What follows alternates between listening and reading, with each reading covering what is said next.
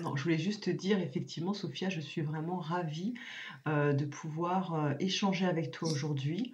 On a eu un échange récemment qui a été, riche en émotions et j'avais très envie aussi de découvrir ton histoire et vraiment je suis honorée que tu m'aies demandé de t'interviewer aujourd'hui donc voilà, c'est un vrai plaisir. Merci à toi, Johanna, de prendre du temps pour m'accompagner, m'interviewer et puis découvrir mon histoire aussi.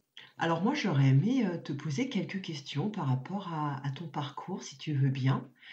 La première est la plus simple. On va revenir sur l'origine de la naissance de ton fils, à savoir comment est venu ton désir d'enfant? Est-ce que tu as eu un projet de grossesse, de naissance? Comment tout ça s'est un petit peu concrétisé déjà dans ta tête, dans ton cœur et ensuite dans ton corps? Alors c'est venu naturellement après 2 ans après la naissance de mon premier. Je voulais des enfants rapprochés et je voulais qu'ils puissent jouer ensemble. Et puis tu vois, je voulais une maison pleine de rires, de jeux. Et euh, et donc j'en ai parlé à mon mari et on s'est dit oui, bah écoute, c'est le bon moment. C'était septembre 2018. Il y avait un peu plus de calme dans ma vie, côté que ce soit professionnel ou personnel. Et je me suis dit, ça me permettait à moi de me concentrer dans ma grossesse et puis me concentrer sur mon bébé, sur l'arrivée d'un nouveau petit bébé, d'un petit frère ou d'une petite sœur pour mon premier. On n'a pas beaucoup réfléchi. Pour nous, c'était dans la suite logique des choses. Et donc, je suis tombée enceinte assez rapidement parce que je suis tombée enceinte en octobre 2018. Et premier trimestre de grossesse, tout allait très bien. Je voulais beaucoup de fruits. On avait hâte de l'annoncer à nos familles. On voulait attendre forcément le premier trimestre pour pouvoir l'annoncer. Tout se passait très bien. L'échographie du premier trimestre. Je discute avec ma gynécologue et bon, tu me connais, je parle. Et à un moment donné, son visage se renferme, tu sais, elle devient un peu plus sérieuse et là, elle arrête de parler. Et en fait, elle me dit qu'elle décèle quelque chose. Qu'est-ce que tu Et donc, ressens, toi? je ressens pas la gravité de la chose. Je me dis, ah, va falloir faire plus d'examens. Je le prends avec pas de la légèreté, mais je me dis bon, quoi qu'il arrive, c'est pas grave parce que j'accompagne mon bébé et que je suis dans un bon mood, dans une bonne optique, donc tout va bien. Tu restes en Et confiance? donc ouais, voilà, tout à fait. Elle me dit que la clarté nucale est assez épaisse et que c'est le signe d'une trisomie 13 ou une trisomie 18. Qu'il va falloir faire une amyosynthèse, que il y a de fortes chances que le bébé soit atteint de trisomie 13, soit trisomie 18, selon les résultats de son échographie. Et je lui dis mais qu'est-ce que ça veut dire, parce que je connais pas ni trisomie 13 ni trisomie 18, je connaissais que la trisomie 21. Et elle me dit, ça veut dire qu'il aura peut-être une malformation, une maladie cardiaque, il y aura peut-être un décès in utero, de ce que je me souviens. Et en fait, elle parlait et j'entendais la moitié de ce qu'elle me disait parce que je comprenais pas. Et je me disais, c'est pas logique qu'elle me parle de malformation cardiaque, qu'elle me parle de malformation grave et qu'elle me parle de trisomie. Parce que pour moi, la trisomie, enfin, je l'ai complètement reliée à la trisomie 21 et pour moi, le bébé ne souffre pas forcément. Et donc, je comprends pas ce qu'elle me dit, en fait. Elle me parle, mais j'arrive pas à comprendre. Et là, de suite, j'ai besoin de par mon caractère, j'aime bien qu'on me dise comment ça doit se passer. Et vraiment, la suite logique des choses et surtout, quelles sont les actions que je dois mener moi? Qu'est-ce que je dois faire pour aider mon bébé? C'est la seule chose que je veux savoir. Donc en fait, je laisse à rien transparaître parce que déjà, de un, je suis choquée, je comprends pas, et de deux, pour moi, là, ça y est, il faut que j'agisse. Donc du coup, mon bébé est malade, il faut que j'essaie de le soigner limite, tu vois, faut De le que sauver presque. voilà, exactement. Donc je me dis et donc je lui dis d'accord, OK, quelles sont les prochaines démarches? Et donc elle est un peu surprise par ma réaction et elle me dit ben alors on pourrait faire une amniosynthèse et puis on va commencer à faire des tests et je vais vous envoyer vers un centre qui est dédié aux grossesses à risque pour faire des analyses un peu plus poussées et elle me parle également d'IMG. Alors pour moi ça fait beaucoup trop d'informations de suite là je comprends rien pour moi s'il y a une trisomie euh, est-ce que c'est un soupçon? Est-ce que c'est un risque? Et donc, dans ces cas-là, ça veut dire que peut-être qu'il a rien. Est-ce que c'est de fortes chances? Elle me dit, voilà, quand la clarté nucale est comme ça, parce qu'elle était assez épaisse, il y a de gros risques qui est un gros handicap. Et je lui dis trisomie 21, non, elle me dit non. Et je sais plus ce qu'elle m'explique exactement. Donc on commence le second, ce trimestre, une course au, au, au diagnostic, aux examens, chez les professionnels. Donc on va voir un cardiologue obstétrique, donc qui regarde le cœur du bébé. Quand tu dis honte, c'est toi C'est et ton moi et mon mari? mari. D'accord. Voilà, toujours mon D'accord. mari et moi. Il t'a toujours accompagné pendant les examens pour Toujours. votre enfant. Très bien. Alors, pendant tout ce trimestre, on était sous le choc. Et on était mentalement en train de se préparer à avoir un bébé avec un handicap plus ou moins lourd. Et c'est comme ça qu'on le voyait. On s'est dit, de par nos convictions religieuses et de par ce qu'on voulait nous, dans tous les cas, on voulait avoir notre bébé. Mais il va y aller avoir beaucoup de changements dans notre vie, beaucoup de changements dans notre famille, et qu'il fallait qu'on se prépare à avoir un bébé qui soit handicapé. Je ne sais pas pourquoi, tout ce qui est malformation cardiaque, etc., je l'ai complètement occulté de mon esprit. Et le fait d'aller voir un cardiologue n'a fait que confirmer, parce que le cardiologue me disait que son cœur allait bien, que les valves de son cœur, enfin, qui voyait aucune anomalie. Il Et n'y avait donc, pas en de fait, ça a fait que cardiopathie. confirmer, non, il y avait rien. Moi, je me suis dit, ça va plus être une maladie mentale que physique. Et il va falloir que je sois prête. Et voilà, il va falloir que je sois une bonne maman à l'écoute de mon bébé. Et j'étais en train de me préparer à cette vie-là. Et je me disais, il va falloir que je laisse de la place aussi à mon premier. Voilà. C'était beaucoup de réflexion pendant le second semestre. En trimestre en pensant qu'à ça. Et en fait, je faisais des examens à peu près une fois tous les 2 semaines. Enfin, plus le temps avançait, plus je faisais d'examens, plus il y avait de chances que mon bébé aille très bien.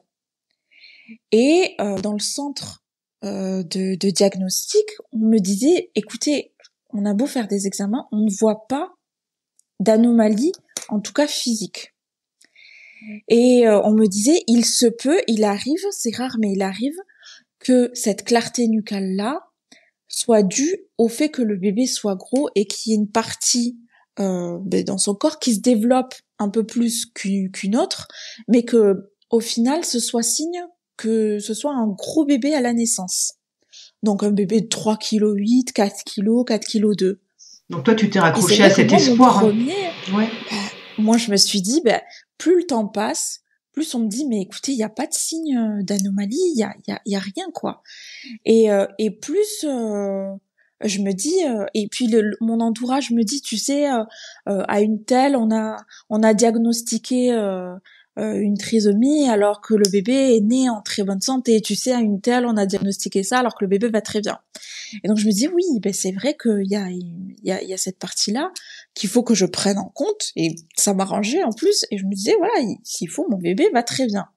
Et donc elle ne faisait que confirmer ça. Voilà, en fait, la grossesse, le deuxième trimestre, ça a été beaucoup d'angoisse, mais la fin du deuxième trimestre, ça a été finalement, je dois m'attendre à avoir un bébé qui sera peut-être avec un handicap, et je dois être là pour lui, mais je ne peux pas exclure la possibilité que mon bébé aille très bien.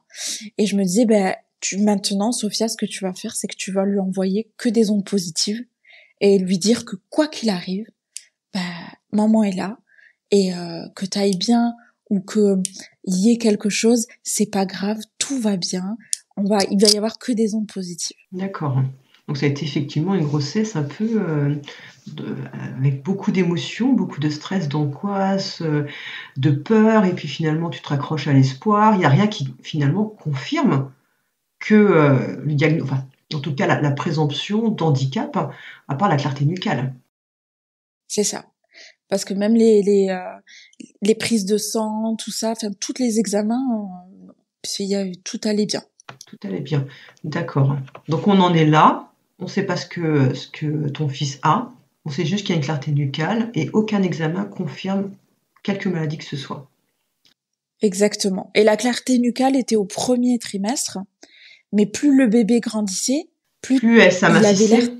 D'accord. Exactement. Et puis plus le bébé, il était tout à fait normal. D'accord. Tu le sentais beaucoup bouger dans ton ventre, toi qui Je étais le déjà sentais maman. bouger. D'accord. Oui, je le sentais bouger. Je discutais avec lui. J'avais l'impression déjà de connaître un peu son caractère parce que quand je me mettais dans une position, il me donnait de forts coups de pied. Je disais oh là là, t'as un caractère. Bon, mais ok, je vais me mettre de l'autre côté et ça allait un petit peu mieux, tu vois. Donc j'apprenais à découvrir mon bébé et puis oui, plus le temps passait, plus ça allait bien. D'accord. Donc comment abordes-tu le début de ce 3e trimestre, justement?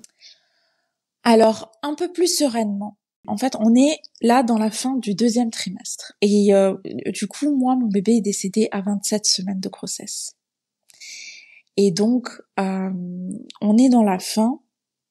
Et une semaine avant, j'ai rendez-vous avec ma gynéco, qui lit les comptes rendus de tous les examens et qui me dit,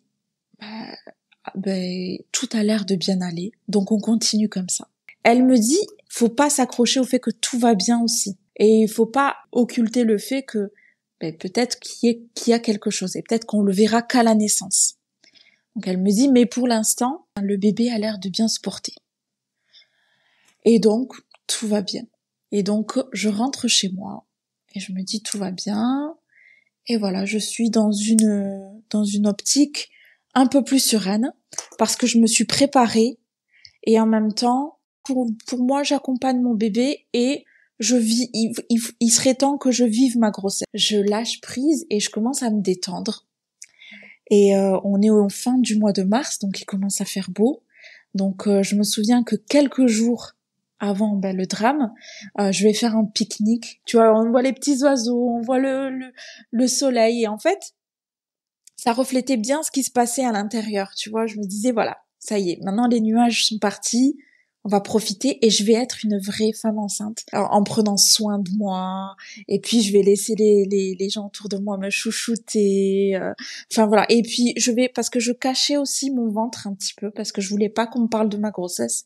Je me disais voilà, tu vas rentrer dans le 3e trimestre, donc il serait temps que tu montres ton ventre aussi et puis que tu annonces que tu es enceinte. Et voilà, j'étais dans cette optique-là. Et la semaine où on m'annonce le décès de mon bébé, on me l'annonce un vendredi. Cette semaine-là, le lundi déjà, je commence à avoir des petites angoisses, mais je comprends pas ce que c'est en fait, je comprends pas ce que j'ai. Comment se manifestent tes angoisses en fait, Sophia, le lundi? Tu sens qu'il y a quelque chose qui va pas, Exactement. Ouais. Je sens qu'il y a quelque chose qui va pas, mais c'est très léger et j'ai pas envie de m'écouter en fait, j'ai envie d'envoyer que des ondes positives à mon bébé. Donc à ce moment-là, je ne m'écoute pas et je me dis mais Sophia, arrête de rêver, arrête de t'angoisser, arrête en fait. Pense qu'au positif. Et donc je continue je continue ma vie pendant cette semaine-là avec la sensation qu'il se passe un truc qui va pas, mais comme je sens mon bébé bouger, comme je viens de faire l'échographie la semaine dernière et que je vois ma gynécologue la semaine dernière, vraiment je me dis tu deviens parano et voilà, concentre-toi, profite de ta grossesse. Le jeudi, cette angoisse monte un petit peu. À ce moment-là, je sens encore mon bébé bouger, donc tout va bien, mais j'ai un espèce de pressentiment, je me sens pas bien, euh, et j'essaie de faire taire ce pressentiment, cette inquiétude, mais de toutes mes forces. Et c'est vrai que j'ai du mal.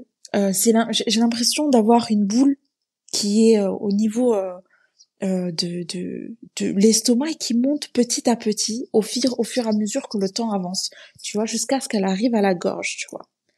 Et le vendredi matin, je me réveille assez lourde, avec les yeux gonflés, pas très bien.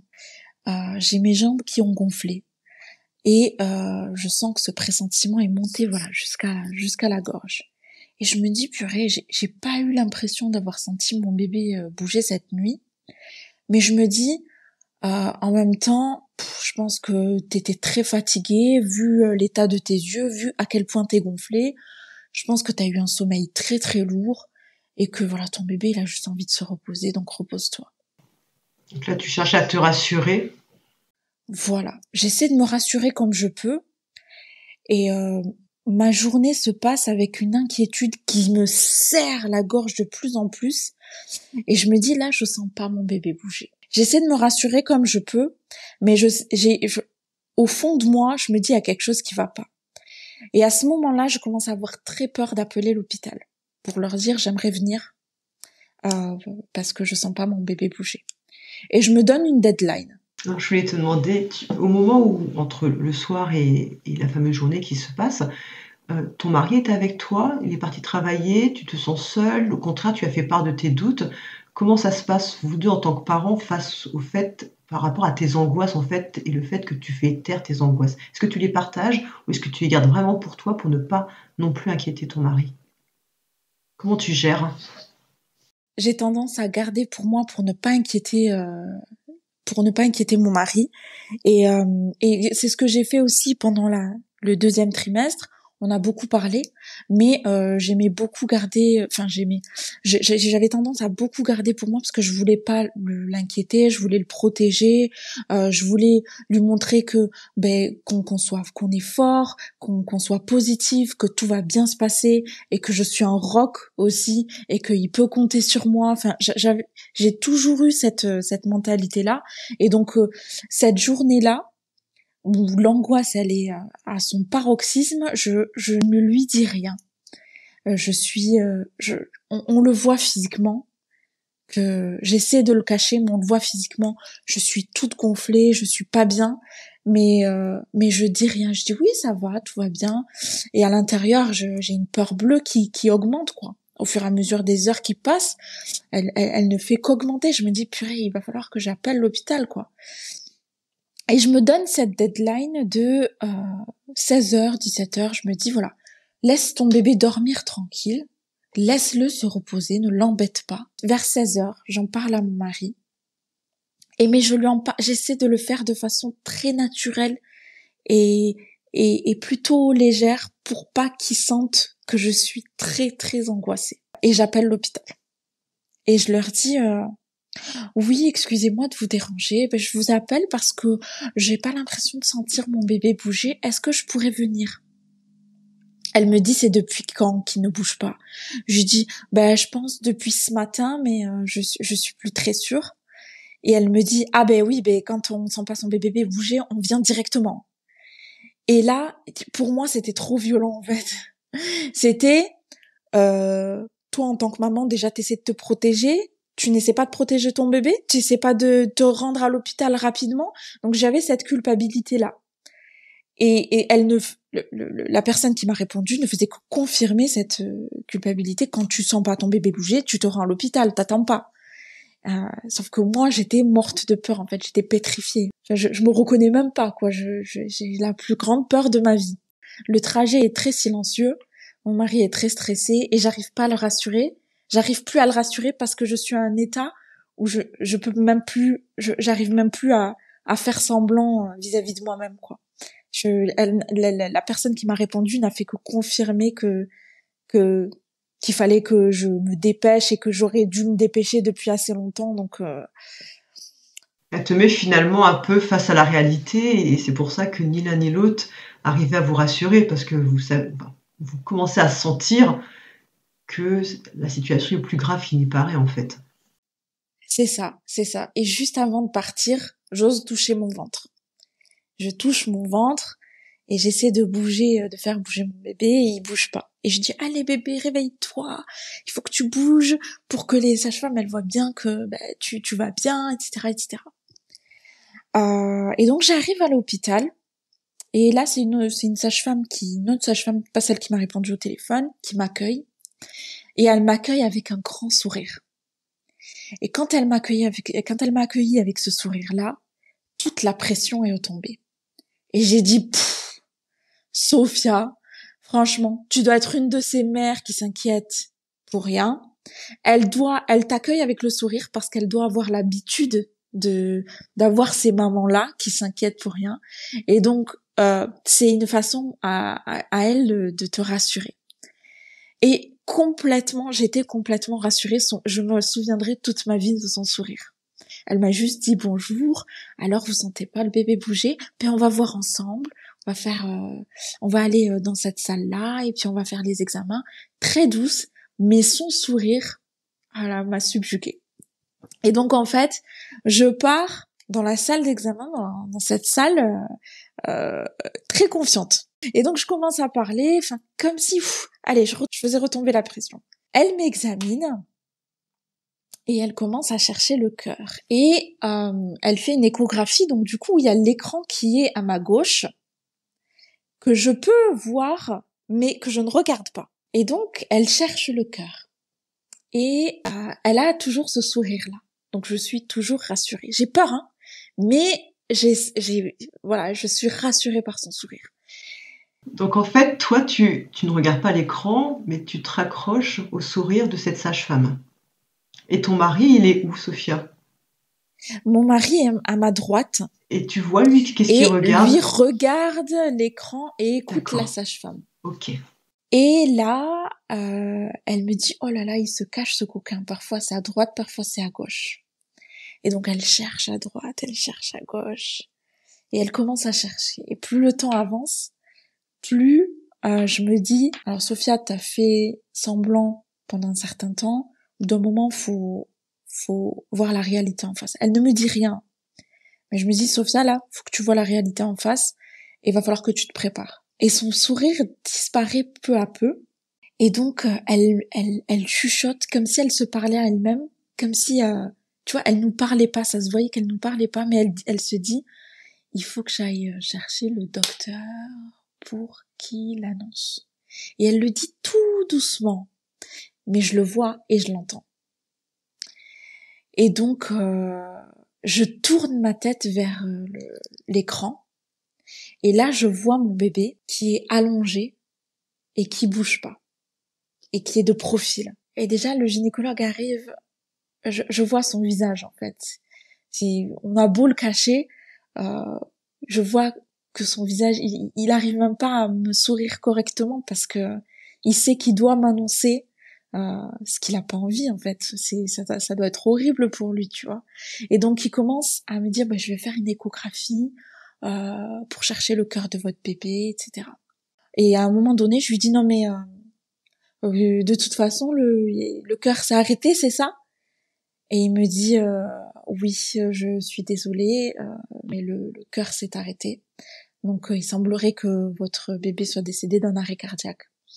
Il me présente toutes ses condoléances. Et après, c'est flou. Oui, c'est flou, c'est normal. Je peux pas te dire exactement, oui. Johanna, ce qui s'est passé. Parce que je sais que je pleure beaucoup. Tu te dis que moi je me suis dit, mais en fait, j'ai pas cette capacité-là de survivre à ce genre d'épreuve. J'ai pas cette force-là. Même si je montre, à l'intérieur, j'ai absolument pas cette force. Et, excuse-moi, je voulais pas pleurer. Pardon, Johanna. Oh mais arrête, parce que comme on se connaît bien, ça va être difficile. On va couper on va couper ici. Alors, on est vendredi soir. Et on me parle de plein d'examens qu'il va falloir que je fasse pour l'accouchement. Donc, je dis ok. J'essaie tant bien que mal de me calmer parce que je vois au visage de ces sages-femmes et de tout le personnel qui sont démunis, qui sont tristes, qui sont dépités, et je me dis, ils ont pas à être tristes pour moi, tu vois. En fait, j'ai pas à leur gâcher leur journée ou leur nuit. C'est juste mon bébé à moi, et c'est à moi à être triste, c'est à moi à pleurer, mais vous avez pas, j'ai pas à vous faire du mal. Enfin, j'avais l'impression de leur faire du mal, tu vois. J'avais l'impression qu'ils souffrent et je voulais pas qu'ils souffrent, quoi. Et donc, j'essaie de me calmer, de reprendre mes esprits. Je dis, dites-moi, on fera tous les examens nécessaires. Et moi, je pensais, en fait, c'était logique pour moi qu'ils allaient me garder en chambre le temps des examens et qu'à un moment donné, on allait déclencher l'accouchement et que j'allais redescendre en salle d'accouchement pour accoucher, quoi. Et on m'explique que protocole administratif, je pourrais pas accoucher, j'accoucherai pas avant entre lundi et mardi. Et qu'il va falloir que je rentre chez moi, qu'on va faire quelques prises de sang maintenant, mais qu'il faut que je rentre et que je revienne dimanche soir pour d'autres prises de sang, pour d'autres analyses et pour débuter l'accouchement. On te donne un médicament, je crois, pour déclencher. En fait, c'est les fameuses 48 heures entre le moment où on te donne des comprimés pour préparer ton col et les 48 heures suivantes pour déclencher les accouchements. C'est ça, Sophia? Non, on me donne rien sur ce On te donne soir-là parce rien, qu'on me dit qu'on me d'accord. le donnera. On me le donnera que Uniquement quand tu dimanche. reviens, d'accord. Quand je reviens. On me dit que la sage-femme en chef n'est pas là le week-end et qu'il va falloir on ne peut débuter le travail que dimanche soir et accélérer les contractions que lundi soir. Donc j'accoucherai forcément dans la nuit de lundi à mardi ou bien mardi matin. À ce moment-là, je suis choquée. Je leur dis, attends, en fait, vous m'annoncez que mon bébé est décédé, vous me demandez de rentrer chez moi avec mon bébé décédé dans le ventre et de revenir dimanche comme si de rien n'était pour accoucher, quoi. Et je dis, mais c'est horrible ce qui se passe là. Et je les vois en fait complètement démunis et j'ai l'impression qu'ils subissent ce protocole plus qu'autre chose. Et je pense que si c'était de leur ressort, ils m'auraient demandé ce que je voulais et ils m'auraient fait accoucher si j'aurais voulu accoucher. Mais c'était même pas de leur ressort, quoi. C'était quelque chose d'administratif et ils avaient pas le choix que de suivre le protocole. Et donc voilà, on fait tous ces examens et je rentre chez moi. Et je me mets dans une bulle où il n'y a que moi et mon bébé. Et je me dis, il faut que je sois dans la continuité d'ondes positives parce que mon bébé est toujours à l'intérieur. Et que même si on m'annonce qu'il est décédé, j'ai des sentiments, j'ai des émotions et que je suis sûre qu'il doit les ressentir quelque part. Et je veux pas qu'il ressente que sa mère, elle soit brisée. J'ai pas envie qu'il ressente de l'inquiétude, en fait, pour sa mère. Donc du coup, je me dis, tout va bien se passer. Et je passe le week-end à lui dire, tout va bien se passer et maman va t'accompagner et je serai là pour toi et je serai toujours là pour toi et tu seras toujours mon second et tu seras toujours la prunelle de mes yeux, tu seras toujours mon bébé. Donc tu trouves Et en toute fait, cette je force. passe mon week-end comme D'accord. ça. Et je me dis, il est pas parti encore, il est là. Il est dans mon ventre, donc j'en profite. Je me souviens que je me suis dit, l'homme n'a pas la science infuse. Et il arrive que l'homme se trompe. Et je me dis, et moi je suis croyante, donc il se pourrait qu'il y ait un petit miracle et que les médecins se soient trompés et que je revienne dimanche pour déclencher l'accouchement et qu'on me dise oh non non le cœur est reparti mais c'était et qu'on m'invente une espèce de pathologie. Non, c'était une pathologie où le cœur s'arrête pendant un certain temps mais qui repart. Enfin voilà, je me suis inventé un film et je me suis dit c'est possible. Je crois que mon Seigneur peut tout faire et donc s'il a envie de faire repartir ce bébé, il le fait vivre, en fait. Et c'est pas l'homme qui va décider, donc lui il m'annonce ce qu'il voit, mais c'est pas à lui à décider. Et je crois effectivement, Sophia, que, excuse-moi, je me permets d'intervenir, mais je crois effectivement que toutes les mères qui t'écoutent aujourd'hui et qui ont vécu la mort fœtale in utero se sont toutes raccrochées à l'espoir que le cœur redémarre quand elle se représente à l'hôpital. Et qu'effectivement ce soit juste une erreur. Ça fait clairement partie de la phase de déni. Je suis passée par la même période et c'est évident que c'est tellement inconcevable, ça ne peut pas nous arriver. Donc de toute façon, il y a forcément une erreur quelque part parce que notre bébé ne peut pas mourir. c'est c'est impensable. Donc voilà, heureusement qu'on s'accroche à ça parce que la vérité est tellement violente. C'est une déflagration, c'est une onde de choc, plus pour toi une deuxième onde de te faire revenir effectivement chez toi avec ce bébé qui est décédé mais qui est encore là et puis finalement qui n'est peut-être pas décédé. Donc c'est tellement plus confortable de se dire il y a une erreur, je me raccroche toujours à chaque fois à ces espoirs-là parce qu'on n'est pas prêt de toute façon à entendre, comme je te le disais la dernière fois, que son bébé est décédé, ce n'est juste pas possible. C'est Donc ça. c'était juste pour te C'est dire que ta ça. réaction est normale. Ouais. Et en fait, je me disais, garde-le dans les 10% de ce qui va se passer. Mais reste quand même avec les pieds sur terre en te disant que tu vas accoucher. Et euh, je repars à l'hôpital donc le dimanche soir et on me voit avec un grand sourire. J'arrive avec le sourire et je me dis, je vais rassurer ces sages-femmes parce que je veux pas qu'elles subissent. euh, En fait, je veux pas que leur travail soit plus dur qu'il ne l'est déjà. Elles doivent se sentir mal et elles vont devoir subir un accouchement d'un bébé décédé. Ça doit être dur pour elles alors que c'est pas leur histoire, c'est la mienne. Et il faut que je sois forte pour mon bébé et il faut que je sois forte pour mon entourage aussi. Et donc je repars avec le sourire. Et puis je suis aussi, euh, j'aime beaucoup les accouchements parce que c'est la rencontre avec son bébé. Et je suis aussi dans ce déni-là, de me dire que je vais accoucher, je vais rencontrer mon bébé. Donc il y a plein Donc il y de a peu sensations, plein d'excitation, d'émotions ouais. qui Ah se... ouais. Voilà. Et il y a plein d'émotions qui se mélangent. Et tu sais, pour moi, l'accouchement, c'est la partie normale de tout ce qui se passe en ce moment, tu vois. C'est la partie concrète et c'est la partie où je suis encore une femme comme toutes les autres qui va accoucher de son bébé. Et donc je me dis je me prépare à l'accouchement aussi et donc il faut être positive et donc j'y vais, je prends mes médicaments, je fais les examens, je discute avec elle, on se lance même 2-3 blagues et puis je repars chez moi. Entre-temps, j'annonce à mon entourage que je vais devoir accoucher et que mon bébé est décédé et j'ai des personnes qui m'appellent de mon entourage en pleurs et qui arrivent pas à se calmer. Je lui dis ne t'inquiète pas, je vais très bien, tout va bien se passer. Et ces personnes-là sont choquées au téléphone parce qu'elles me disent mais je comprends pas, c'est toi qui subis l'épreuve et c'est toi qui me rassure. Cherches-tu à rassurer au fond? C'est finalement ça la question parce que tu prends la posture de celle qui rassure le personnel médical, celle qui rassure l'entourage, celle qui rassure depuis le début ton mari en ne lui faisant pas part de tes angoisses et du fait que le bébé ne bouge pas. Comme si tu laissais personne finalement te rassurer toi et que toi tu prends la position de je rassure tout le monde, je me rassure peut-être aussi et c'est effectivement la forme de déni où si on pleure trop, si on est là vraiment en train de te montrer que la situation est dramatique comme elle l'est, ça brise peut-être aussi le fait que ta petite bulle dans laquelle tu souhaites toi te C'est ça. protéger. Et ça devient trop concret pour moi, ça Tout devient à fait. trop je peux pas vivre cette situation dramatique aussi longtemps parce que je sais que je vais le vivre à partir du moment où Oui. je vais rencontrer mon bébé. Donc je peux pas le vivre avant quoi.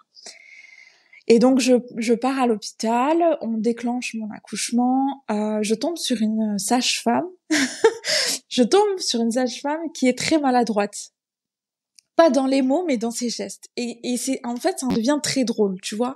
Elle essaie d'attraper quelque chose derrière moi, elle me tape la tête, elle essaie de me mettre le brassard, tu sais, pour prendre l'attention. Elle prend un brassard pour les petites tailles. Donc, en fait, elle me dit, je me suis trompée, faut que je reparte. Et donc, en fait, ça en devient très drôle. Et donc, je me dis, purée, mon accouchement, en fait, il est trop drôle, il est trop marrant. Ça garde cette partie normale de l'accouchement et une partie plaisante de l'accouchement. Et je commence à avoir des contractions, donc je descends en chambre pour accoucher. On me dit qu'on va appeler l'anesthésiste. L'anesthésiste arrive. Je me rappellerai toute ma vie. Il était 4 heures du matin. Non, il était 5 heures du matin. Et elle arrive. On avait l'impression qu'elle venait de se réveiller, tu sais. Elle avait un œil un petit peu fermé et les cheveux ébouriffés d'un côté. Et elle me dit, bonjour, je suis votre anesthésiste et c'est moi qui vais vous faire la péridurale. Et je dis, ah non, ça risque pas d'être vous, non. Faut vous réveiller juste avant, tu vois, pour rigoler. Et en fait, on en rigole. Elle me rate la péridurale, donc ça confirme qu'elle était pas D'accord. très bien réveillée. Tu vois, on rigole de tout ça.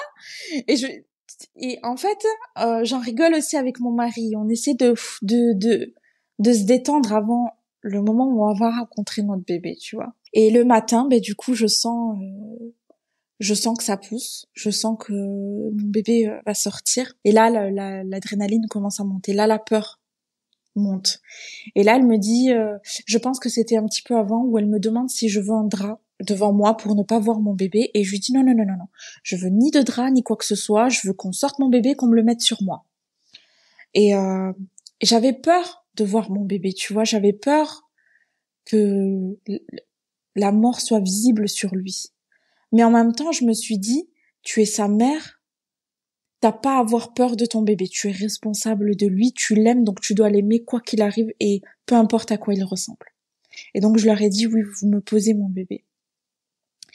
Et je le sens pousser, et là, le gynéco demande à ce qu'on mette le drap. Donc on me met le drap, j'ai dit non, non, non, moi je voulais pas, et on me dit, c'est pour 5 minutes, pas plus. Et après on sort mon bébé, et on le prend. Et on s'en va. Et après, on m'enlève le drap. Et donc là, je comprends pas. Je dis, mais c'est pas ce que j'ai demandé. Moi, je voulais voir mon bébé. Et on me dit, on va l'examiner, puis on vous le ramène. Et il me le ramène. Et quand il me ramène mon bébé, je le prends dans mes bras. Et en fait, mon bébé dort. Et donc là, je pleure. Je regarde la sage-femme. Et je lui dis, mais il dort. En fait, il est beau. Il n'y a pas une marque. Et en fait, c'est encore plus dur parce que on a envie de le tapoter et de lui dire juste réveille-toi, en fait. Tu réalises pas, il est chaud parce qu'il sort de mon ventre, donc il est pas froid. Donc il y a aucune marque de décès. Il y a rien qui montre qu'il est décédé, il est chaud et il a les yeux fermés. Il semble paisible aussi, donc comme tu dis, endormi. Il semble paisible. Et il est et en fait je le sens contre moi. Tu sais, j'accouche à 27 semaines, mais mon bébé il faisait plus d'1 kilo. Je pensais avoir un tout petit bébé, alors que je vois que il est petit mais qu'il est totalement normal, que voilà, je vois bien les ressemblances sur son visage, ressemblances au papa, mes ressemblances à moi. Enfin, je me dis mais c'est pas possible, quoi. Et je passe mon temps à pleurer et à garder mon bébé près de moi. Je lui fais des bisous. J'essaie de le sentir. Il sent le bébé. Il refroidit pas. Je lui touche les joues. Il est enveloppé dans un petit drap et j'ose même pas faire du pot à pot. J'ose pas le déranger, en fait, dans son sommeil. Je me dis, il faut pas que je le dérange.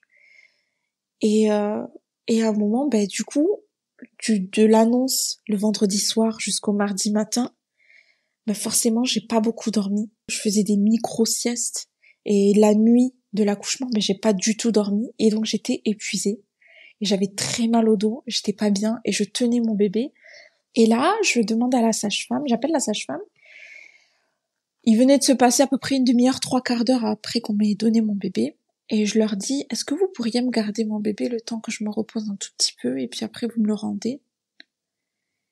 Et elle me dit, et c'était la sage-femme qui était un petit peu maladroite, que j'en veux pas du tout d'ailleurs, qui me dit, oui, on va le mettre dans le frigo et puis on vous le ramènera. Ah oui. Et là, pour moi, c'est le choc, mais vraiment le choc. Et là, je pleure toutes les larmes de mon corps et je dis, mais quel frigo? Dans quel frigo vous allez mettre mon bébé? Vous pensez que moi, je vais vous donner mon bébé pour que vous alliez le mettre dans le frigo? C'est impossible. Et j'avais très mal au dos et j'étais vraiment épuisée. Et je dis, vous pouvez pas me le garder? Elle m'a dit, mais en fait, c'est pas possible. Elle me dit, c'est la procédure quand il y a un bébé qui décède. Et en fait, elle parlait de choses concrètes. Oui. Mais j'étais plus dans le concret. Et presque médicale, finalement. Voilà, elle est... Voilà. elle parlait de procédure, elle parlait de, c'est vrai qu'une sage-femme, elle a pas le temps de garder, même un bébé qui est vivant, elle a pas le temps de le garder parce qu'elle a des accouchements à faire. Enfin, c'est logique. Mais il n'y a pas de logique chez moi, il y en a plus à ce moment-là. Et donc, je pleure toutes les larmes de mon corps et je lui dis, mais non, je peux pas. Et elle me dit, mais au bout d'un moment, enfin, vous allez monter en chambre, donc il va falloir qu'il y aille. Donc il faut, enfin, en gros, il faut réaliser. Et je pleure en me disant, mon bébé est décédé dans mon ventre. J'ai mis du temps pour aller à l'hôpital. Enfin, je suis la cause non seulement de son décès, mais aussi comme j'ai mis du temps pour aller à l'hôpital, on a mis du temps pour accoucher, et maintenant, va falloir que moi, maman, je donne mon bébé pour qu'il aille dans un frigo. Et donc, j'avais l'impression de lui faire, de lui faire du mal, mais à longue durée, tu sais, de le faire souffrir tout le temps, tout le temps, tout le temps. Et j'avais vraiment l'impression d'être une maman qui tue plusieurs fois son enfant, quoi. Et à un moment donné, je souffre aussi physiquement, donc j'arrive plus à tenir, donc je suis obligée de leur donner mon bébé. Et là, c'est horrible pour moi, en fait. Tout est horrible. Et je commence à me détacher de mes sentiments, de ce que je ressens. C'est le moment où je commence à me dire qu'émotionnellement parlant, je peux pas vivre ce que je suis en train de vivre, j'arrive plus, et je me détache. Et donc, on me monte en chambre, je suis censée dormir, je ne dors pas, et je pleure pas, je réalise rien, je suis complètement détachée, il y a mes émotions et il y a mon corps. Le soir, je redescends voir mon bébé, je les appelle avant, et même ça, c'est perturbant pour moi d'appeler pour leur demander si je peux voir mon bébé. Leur demander l'autorisation. Ouais. Et donc on me dit, dans 10 minutes, et je descends, et là, on me met dans une salle d'accouchement éloignée également, et on me donne mon bébé, il a un petit peu changé. Et en fait, je lui dis, j'arrive pas à le garder. Et je lui demande de le reprendre, mais en même temps, je me dis, Sophia, elle est en train de reprendre ton bébé. Et donc, je pleure et j'hurle, je suis désolée, pardon. Et elle me dit, non, vous inquiétez pas, c'est pas grave. Je dis, mais c'est pas à vous que je demande pardon, c'est à mon fils. C'est à ton bébé, bien sûr. Voilà, parce que là, je suis plus... à ce moment-là, je suis pas une bonne mère, en fait. Je l'ai pas été et j'arrive pas à continuer à l'être, en fait. Donc voilà pour l'accouchement et la rencontre avec mon bébé. C'est extrêmement difficile, effectivement. Toutes ces émotions tellement intenses et mélangées entre ton excitation de le rencontrer, cette période de déni qui ne fait que perdurer, même si on essaie toujours de se dire, bon, il peut arriver le pire, mais en même temps, effectivement, on se raccroche au fait que ça peut aller mieux, à ce fameux miracle qui n'arrivera jamais. Et puis ce poids de la culpabilité qui t'écrase, qui fait que tu n'arrives même plus à te rassurer et tu es tellement pris dans tes responsabilités et ta culpabilité qu'il n'y a plus rien maintenant qui peut te rassurer dans ton rôle de mère, alors que tu as été une bonne mère, Sophia, tu le sais, et tu l'es encore. Oui. Hein, voilà, il n'y a rien à prouver, il n'y a rien à justifier. Ton amour pour ton fils est indéfectible, infaillible, il est là, il est puissant et tu as tout fait de toute façon pour l'accompagner jusqu'au bout. Mais c'est extrêmement difficile, effectivement, concrètement en tout cas, quand tu te retrouves confronté à la mort de ton enfant.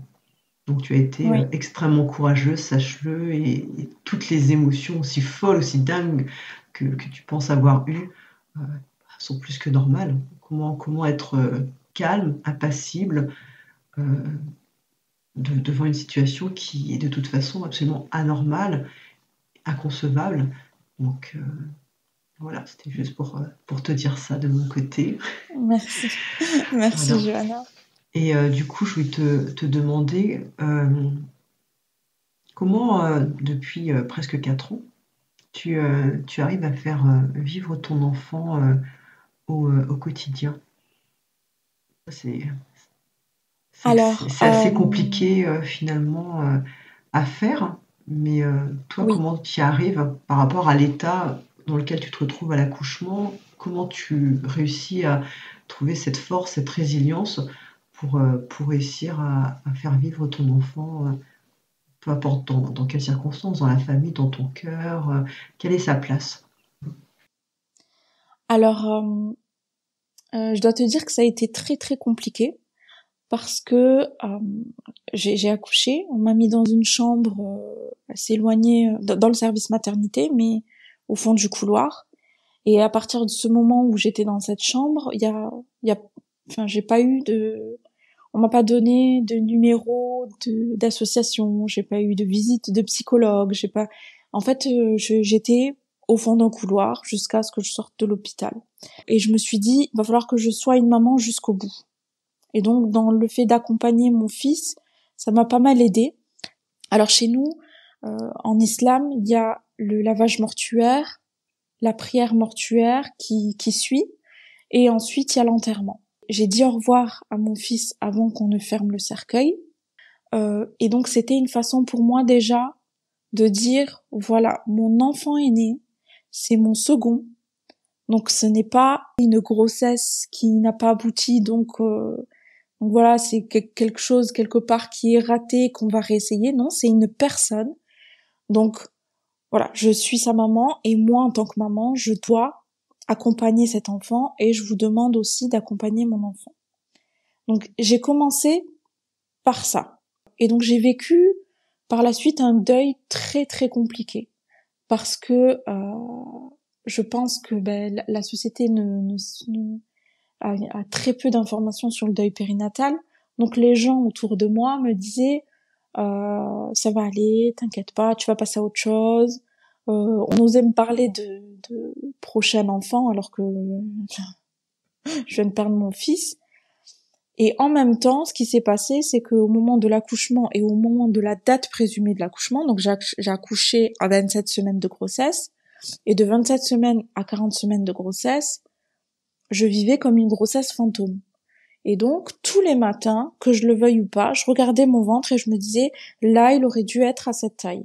Et donc, j'aurais dû acheter cette poussette. Non, j'aime pas cette poussette. J'aurais préféré cette poussette. Et en fait, je faisais ça tout le temps. J'ai laissé partir mon fils que le 7 juillet 2019, c'est-à-dire la date présumée d'accouchement. Et à partir de ce moment-là, j'ai fait une lettre à mon fils. J'ai écrit une lettre en lui disant que ça va bien se passer pour moi, que je vais être une maman forte et qu'il sera toujours mon second. Et je lui ai dit en même temps que ne t'inquiète pas, tu as ta trace dans ce monde et donc je ferai en sorte de montrer cette trace-là. Je lui dis parce que toutes les actions que je fais maintenant, c'est toi qui les as, en fait c'est ta cause. Et donc c'est comme ça que j'ai commencé à faire vivre mon fils. J'ai continué à vivre un deuil très très compliqué pendant très longtemps, parce que pendant 3 ans et demi, ça a été très très dur.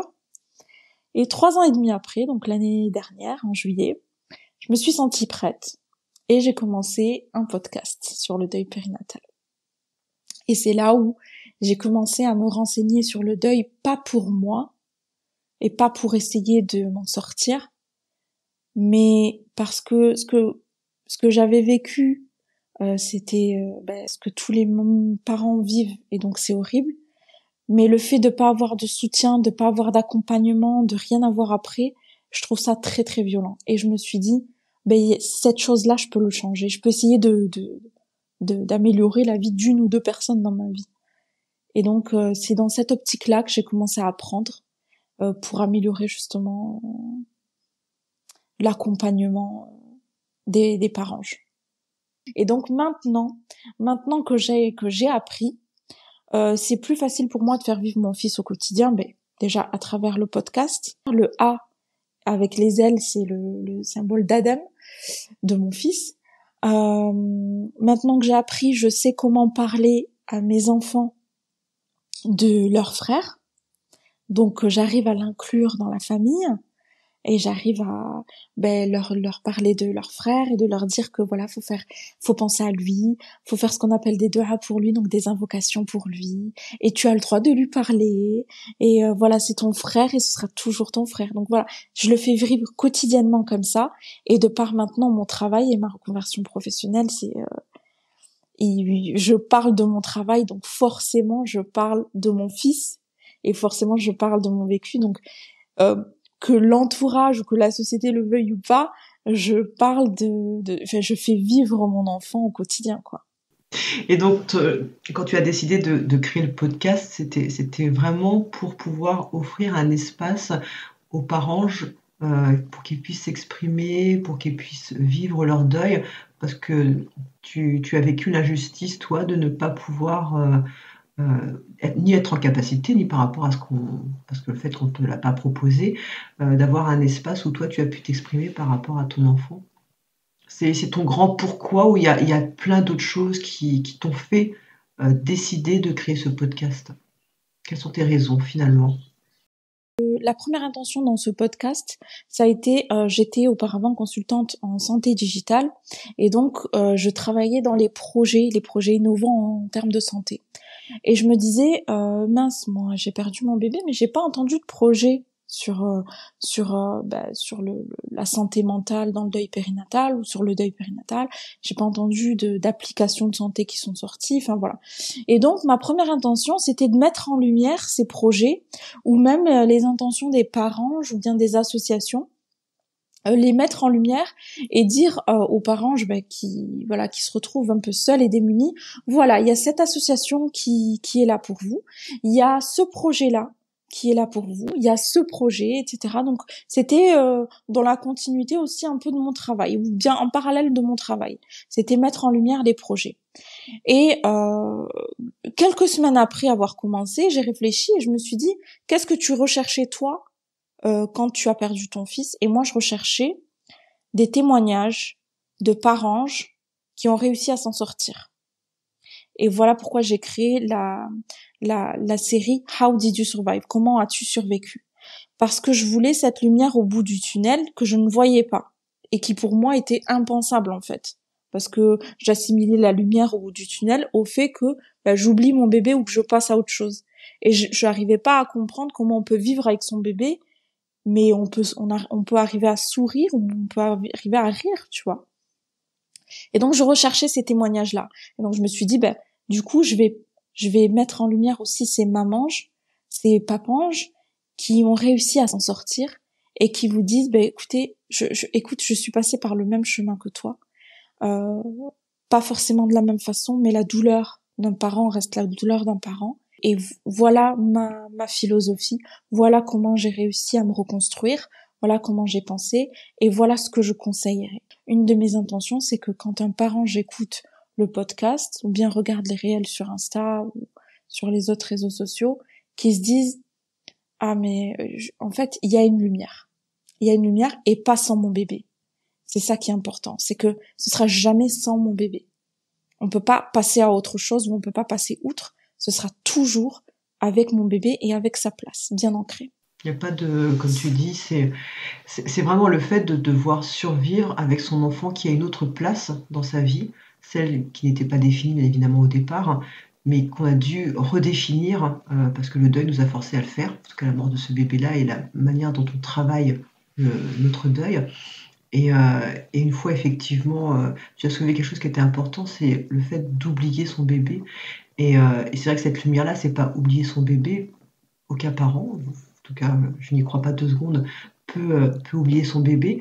Et le travail de deuil n'est pas le synonyme d'un oubli de son enfant, parce que c'est juste impossible. Le travail de deuil, c'est juste pouvoir survivre à son enfant, réussir même à vivre, comme tu dis, à sourire, à rire, à s'investir, à avoir des nouveaux projets, tout en sachant pertinemment que le bébé est avec soi, mais le bébé a une autre place, une place où on marche avec lui, on avance avec lui, et on fait sa vie avec lui, mais à la place du cœur, et pas comme on aimerait l'avoir dans nos bras, effectivement. C'est ça, c'est ça. Donc ça, c'est important ce que tu soulèves, Sophia. Et donc, du coup, quelle est ta mission?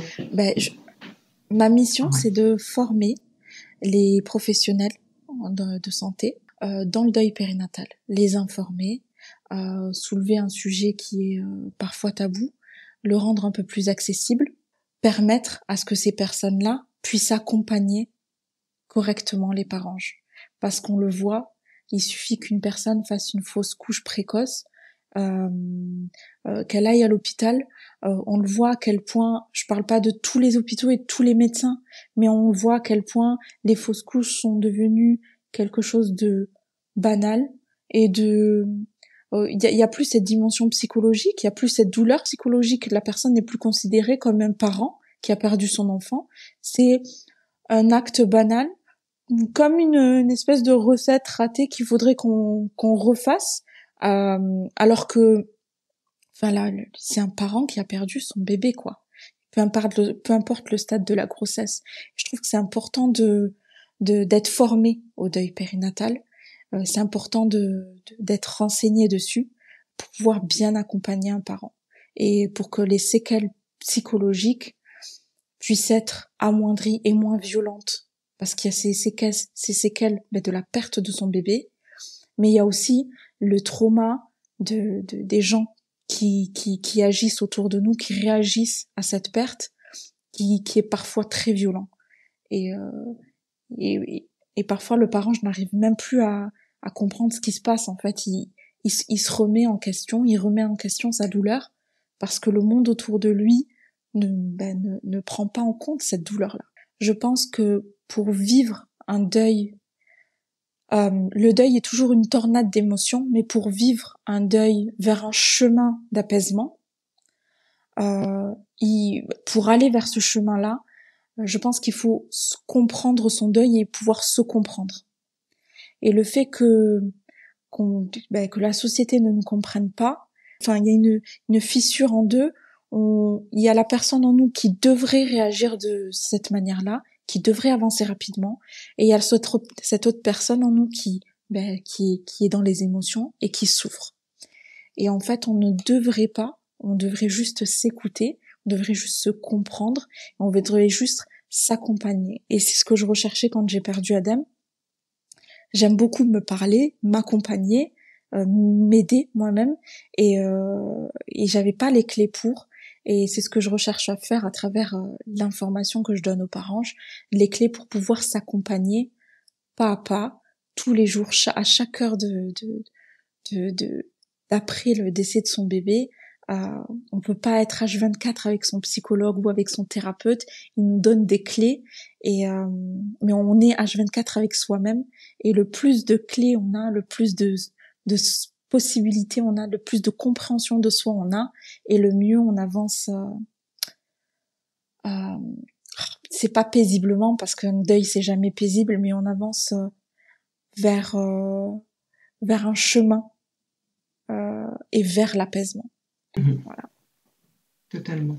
Et c'est tout à fait ça, Sophia, parce que c'est vrai que, comme tu dis, le tabou autour du deuil périnatal fait qu'il y a de toute façon une désinformation et donc une méconnaissance du deuil, que ce soit au niveau, et tu l'as soulevé quand la sage-femme, certes maladroite, mais dit quand même qu'elle va le mettre dans un frigo.